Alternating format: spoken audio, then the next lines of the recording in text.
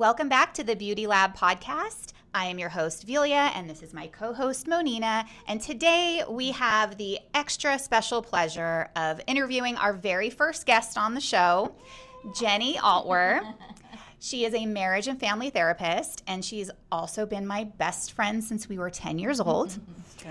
And she's going to talk to us today about self-care, what that even means, how to apply it into our lives, whether or not we are struggling with mental health.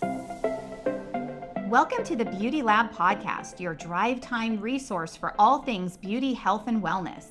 We're your hosts and favorite beauty nerds, Monina and Velia. Join us as we debunk myths, explore the latest trends, and dive deep into the science behind your favorite products. We'll interview industry experts and answer your burning beauty questions in 30 minutes or less.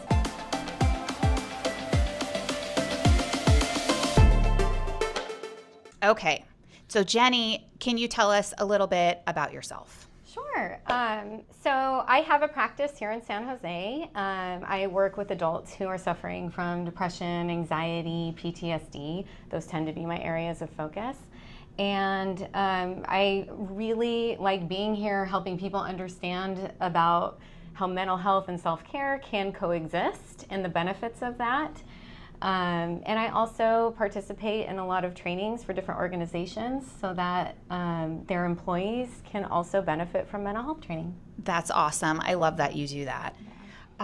Okay, so Jenny, the first question that we have for you is, when we think in the beauty industry about self-care, we have these like superficial sort of visions that come to mind, like everything on my Pinterest board, like like a bubble bath with candles, which I haven't probably done in 20 years, and like getting a massage and a mani-pedi and things like that. But while this is self-care for some people, can you touch a little bit on how self-care may have a different meaning for somebody who is struggling with their mental health? Yeah, absolutely. I mean, first of all, those are all wonderful things. Bubble baths, face masks, candles.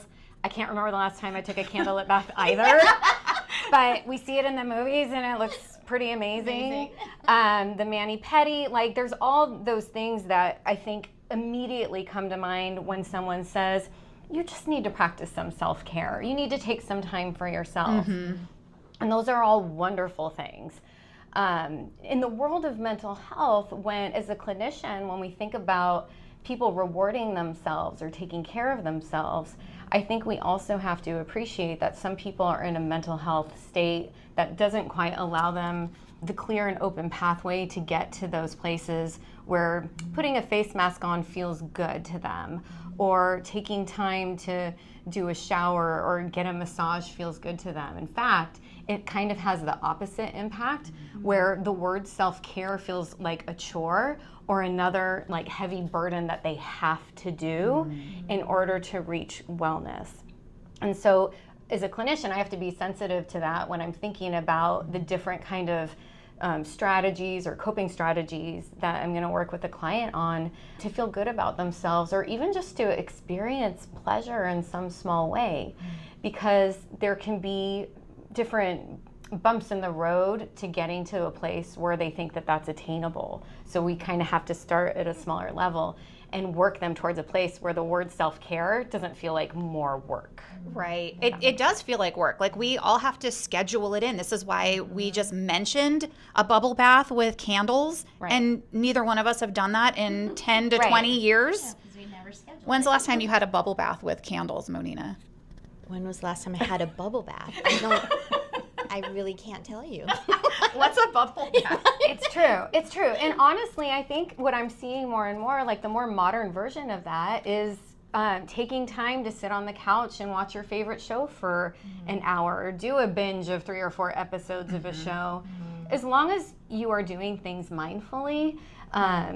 And what we try to avoid is doing things that feel good, but they're actually escaping something. When we talk about things that feel good to a person, I want to make sure that people are in a mindful state. So I'm doing this intentionally. I'm doing it for myself. I'm taking this time intentionally. so that it gets them closer to where they want to be. That makes so much sense. Yeah, don't just scroll your phone for hours just because you don't want to do the dishes or you don't want to do anything. Fill in the blank. Yeah, and nothing's bad or off limits by any means. But yeah, I don't want you scrolling your phone for an hour because at some point we lose the intent behind it. Which is if you just need a break or if you just genuinely want to go on your phone and look at things, that's fine. But I love timers. Set a timer. That's a good idea. Yeah. I love that you said mindful self-care. Yeah. Because you're right. You want to make sure what you're doing really is helping you and not just escaping, like you said. Yeah. So that was a eye-opener for me because I never thought of self-care as being mindful. So thank you. That was great. Okay, well, I have another question for you. Great. Okay.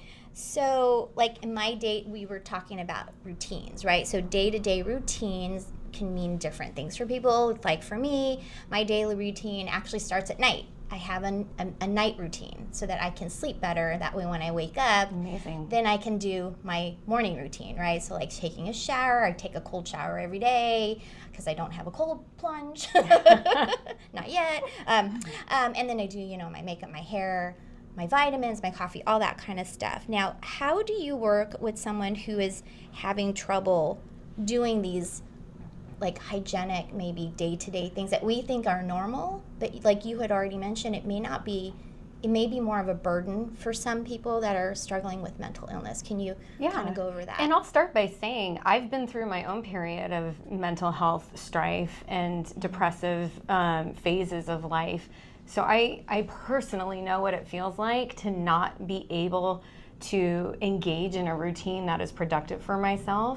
So I definitely can empathize with how difficult it can be for people to get to a place where they have a healthy routine, habits that are beneficial to their day-to-day life. What you just described is awesome, and it's awesome because it works for you. Not everyone's going to do the cold shower. Nope, but not me. Right, but Trust me, I don't want to do it, but I do feel the benefits after. But it goes back to mindfulness. Like if your mindset is that this cold shower is good for me, that's what I'm listening for as a clinician, and encouraging those activities that make people feel better. You mentioned in the question, normal day-to-day activities. And I do want to touch on the fact that depending on your upbringing, depending on culture, we all have a different definition of what normal day-to-day hygiene and self-care looks like.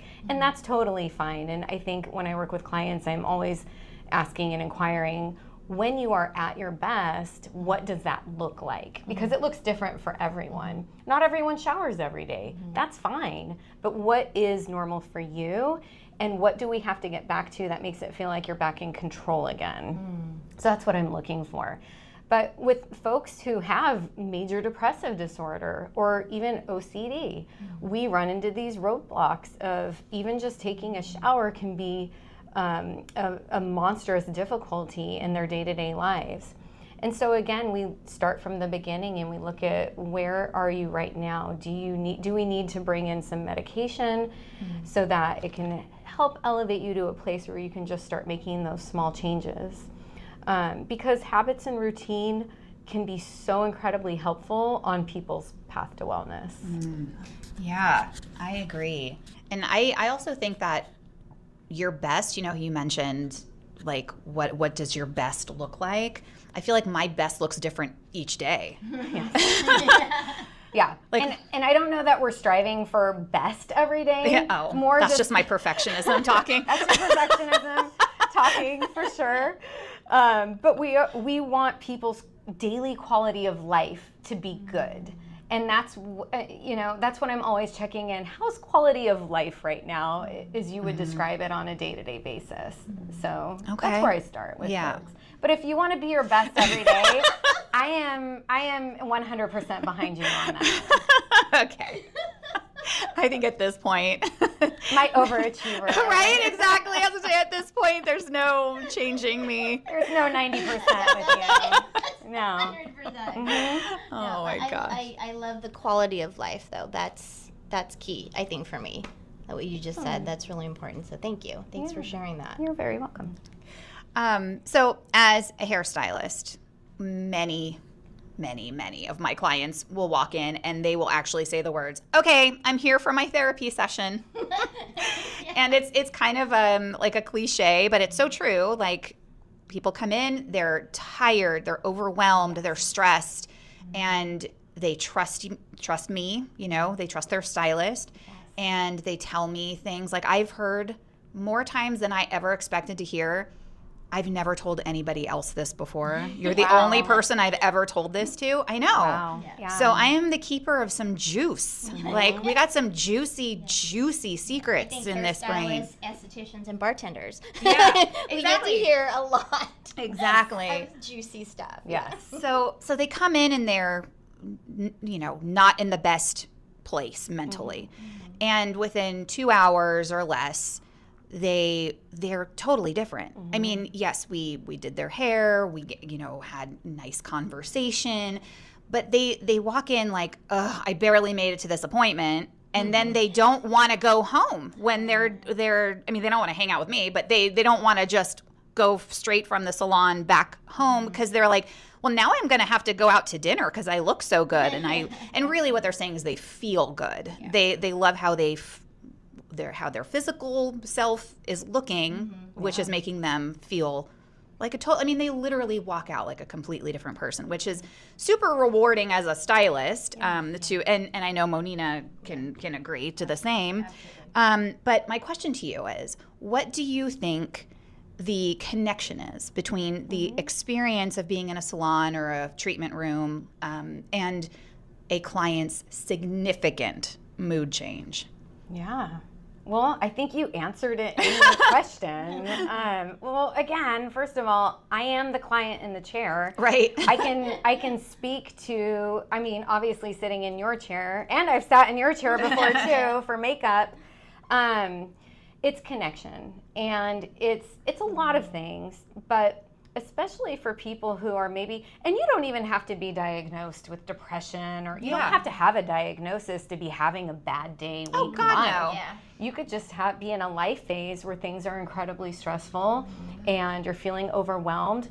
And here in Silicon Valley, we see that all the time because people are just so go here. Oh my gosh, yes. So when you get the opportunity to put something on the calendar that is for yourself, and it really doesn't matter if it's a hairstyling appointment, a facial, a massage appointment, when you take that time to calendar out a moment for yourself, your brain understands what's happening, and your brain is telling you that, wow, you care about me, and we're going to take some steps to take care of you.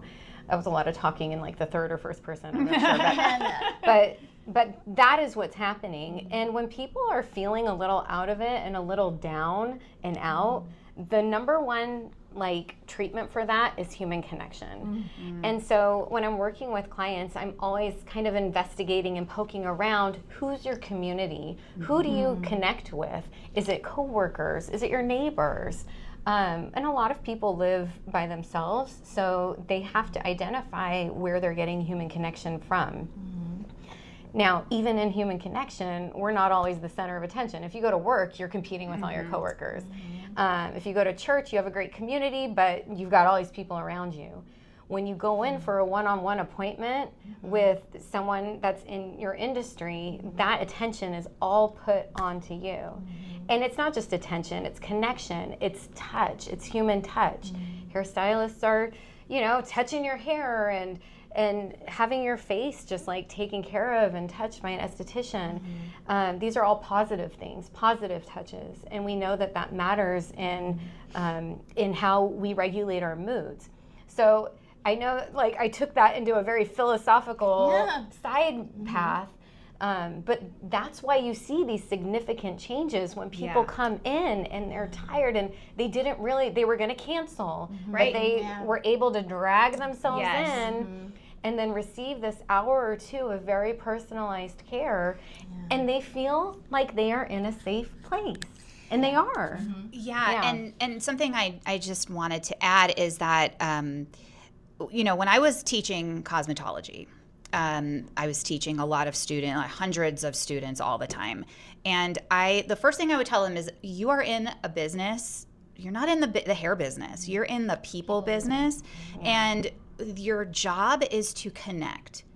Because that's why clients come back. Yeah. Like, there's a million hairstylists, there's a million estheticians, right? Like, especially in this area. Right. And there are a lot of really good ones. But when you find somebody that you can like trust with, like, not just your hair, but like with your heart, that is a bond.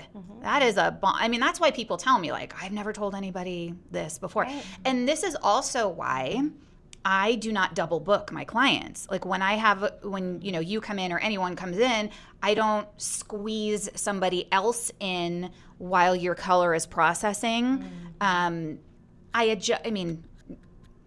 I adjust my prices accordingly, so I don't have to squeeze people in between people to make more money throughout the day.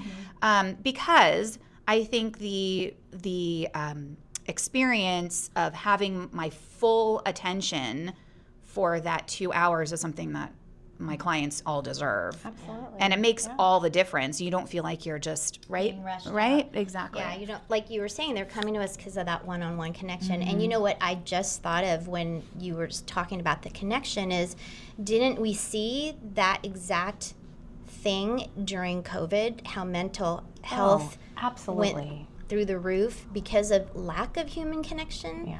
So yeah, I mean, it was like a light bulb when you said that. I think that's why we're seeing mental health issues on the rise, because of lack of human connection, especially during that time frame. Yeah. So, well, on that note then, can you talk a little bit about, because, we know our clients feel better after they leave our chair, but sometimes I feel like women just look at it maybe as getting their hair or their nails or their skincare done is like a luxury.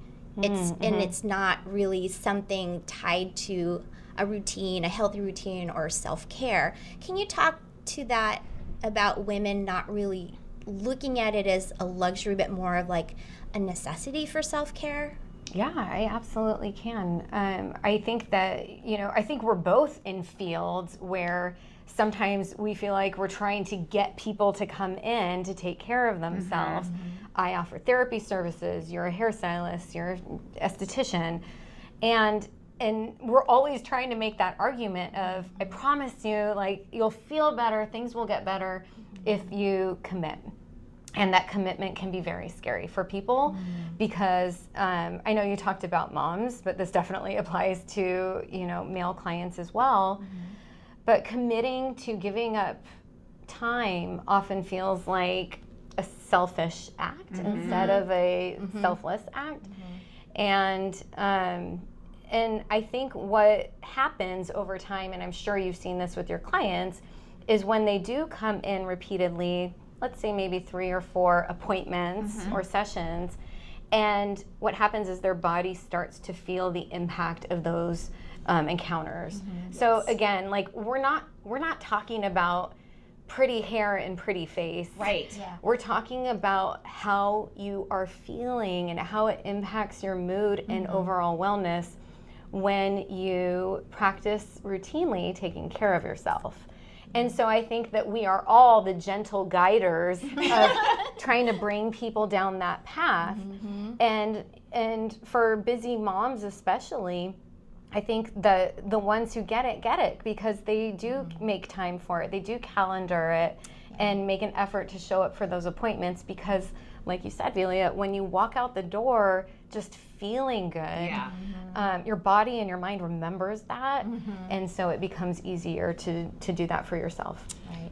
I know when I have like a rough morning, which, sometimes can trickle throughout the day. Like, if your morning starts off bad, you're like, oh God, great. Here goes the day. Those are the days that I find my brightest lipstick, because I'm like obsessed with lipstick. And I will wear my brightest lipstick. So, because I work in front of a mirror all day, which we could have a whole session about that. Yes, we could. Nobody gives hairstylists the credit they deserve for staring at their face and their hair and everything else all day. You're like always catching a glimpse of yourself. So true. So because of that, I wear like really bright lipstick. So like when I do catch a glimpse of myself, I'm like, ooh, like, oh, that's me. You bring up, sorry, did I let you finish? You let me finish. I didn't want to interrupt her. You bring up a great point. And this is like the fun part. Makeup is art. Like makeup is artistry. And we're talking about, this different way of experiencing makeup as a playful tool for people who enjoy it. If you don't like makeup, that's fine. But there's a reason that in the therapy world we have art therapy as a very specific modality, because it impacts and creates new synapses in the brain. And so when you put that red lipstick on, it's not, or bright lipstick on, it's not about I want to draw attention to myself, or I want to look a certain way. It's not vanity. It's to make yourself feel better. You're actually having throughout the day, every time you look in the mirror and you see that reflection, something happens, and it's fun, and it's light, and it's playful. And that's why I think we see on social media now that the makeup, the industry of how we apply makeup and the artistry of makeup is so huge. Not necessarily because people are so vain, but because it can be really fun. Yeah, it's a good way to make yourself feel better. Years ago, one of the reasons I actually went into aesthetics is because I needed an aesthetic license to be a facilitator at the American Cancer Society Look Good, Feel Better program. So I don't know if any of you know this, but it's a free program. So if you're undergoing chemo or radiation or any kind of cancer therapy, it's a free program where estheticians, cosmetologists come in and we help you with skincare routine and stuff like that. But I brought that up because of what you said about the lipstick. What they found, the reason why they brought this whole program together was because they showed that research that the women that did something as simple as put on a lipstick before going into treatment, they came in with much better attitude, and they said their therapies were much, much more effective. Oh my gosh. That's so interesting. Because they felt better about themselves. Because when you look in the mirror and you're losing your hair and you have no eyebrows anymore and your skin's looking sallow, something as easy as a lipstick, right, can completely change the way you look and then the way you feel about yourself. So appreciate you being here today and telling us all this, because I learned a ton too. This is so great. So did you have any more questions, or did you have any more that you wanted to add? No, I mean, this is one of my favorite topics, just, talking about the things that we can do, the small changes we can make in life to, like I said, quality of life. There are things you can do that will impact your day-to-day wellness, and I think we covered some of the more fun ones today. Yeah, it is fun. And I love that you said art therapy. That's a good one to remember. So, this is a part of our segment where we get a question from our listeners. Great. So today our question is from Kim from Cupertino, and she wants to know, how much time should we be dedicating each day to self-care? Great question, Kim. Great question. It's going to be relative to what works for the individual. And I think if you look back at everything we've kind of combed through today, see what I did there? There's going to be days and weekends where you dedicate hours maybe to self-care, and then there's going to be busy days during the week where you don't have that much time. But I think what matters in the answer to this question is, what is your routine like, and understanding your Monday through Friday schedule, and understanding how much time does it take for me to notice the difference in how I feel. So for some people, that is the great routine you have at night. For other people, it might be the 5-minute face that they do in the morning. So it's going to be unique to each person. But I think when you start to build the routine, and you know that once a month you get a facial, or once a month you get a massage, or you book out your hairstyling appointments for the year, you can, when you're mindful about it, you can really start to see how much time you're putting into it. Yeah. Okay. Oh my gosh. Well, thank you for You're welcome. being here, and all the information that you gave us is so valuable. Thank you. It's so fun to be here. We loved having you. Thank you. And listeners, if you want to hire Jenny to come to your company and speak to your team about wellness, I mean, who better? then There's a lot of great people out there. there's nobody better than Jenny Altwer, and her website is GenevieveAltwer.com, and we will link it in the show notes. If you've enjoyed this episode, please, please, please leave us a review, like, share, subscribe. We love hearing from you. So if you have any further questions for Jenny, go ahead and leave those in the comments, and we will make sure that she sees them and gets back to you. I'm Velia. I'm Monina. I'm Jenny. And until next time, keep experimenting with your self-care routine.